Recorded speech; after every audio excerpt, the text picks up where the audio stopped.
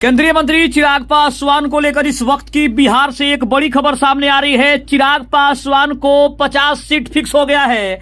चिराग पासवान को मिला 2024 के लोकसभा चुनाव में जीतने का सबसे बड़ा इनाम।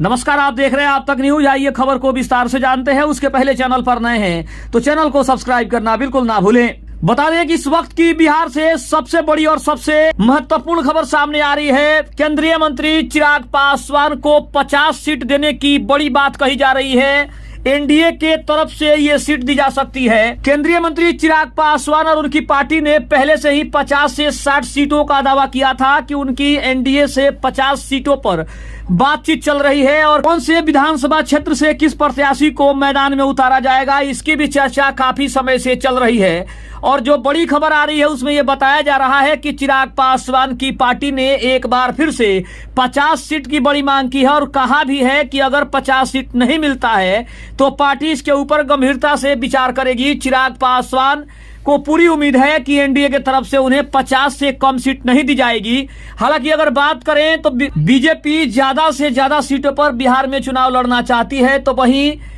बिहार के मुख्यमंत्री नीतीश कुमार भी ज्यादा से ज्यादा सीटों की मांग कर सकते हैं। बता दें कि बिहार में 243 विधानसभा की सीटें हैं। दूसरी तरफ अगर बात करें तो चिराग पासवान के पास फिलहाल एक विधायक है, तो वहीं बिहार के मुख्यमंत्री नीतीश कुमार के पास 45 विधायकों की संख्या है। लेकिन अगर बात करें तो बिहार में सबसे ज्यादा चर्चा इस बात की हो रही है कि क्या 2020 में 117 सीटों पर चुनाव लड़ने वाले चिराग पासवान बीजेपी से 50 सीटें ले सकते हैं। यह सबसे बड़ा सवाल है। और क्या बीजेपी ज्यादा से ज्यादा सीट चिराग पासवान की पार्टी को दे सकती है। दूसरी तरफ अगर बात करें तो नीतीश कुमार ने भी यह साफ तौर पर दावा कर दिया है कि उनकी भी पार्टी को 75 से 80 सीटें मिलने का जो अनुमान है वो लगाया जा रहा है। नीतीश कुमार पिछली बार के चुनाव में 71 सीटों पर चुनाव लड़े थे, जहां पे 45 सीटें जीतने में वो कामयाब हुए थे।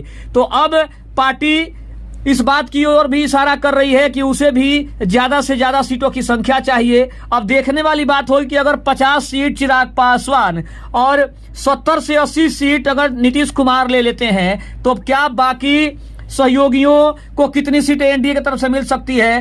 क्या नीतीश कुमार के अलावा अगर बात करें तो जीतन राम मांझी, उपेंद्र कुशवाहा, संतोष मांझी, ये लोग ऐसे हैं जो ये भी सीटों की मांग कर सकते हैं। तो क्या चिराग पासवान के अलावा बीजेपी इन सभी सहयोगियों के मांगों को पूरा कर सकती है। अगर सबकी मांगों को बीजेपी पूरा कर सकती है तो क्या बीजेपी मात्र 110 से 115 सीटों पर चुनाव लड़ेगी। लेकिन सारे समीकरणों को देखकर ऐसा नहीं लग रहा है कि बीजेपी मात्र इतने सीटों पर चुनाव लड़ेगी। लेकिन चिराग पासवान ने और उनकी पार्टी ने दावा ठोक दिया है कि 50 से कम सीटों पर वो विधानसभा का चुनाव नहीं लड़ने वाले।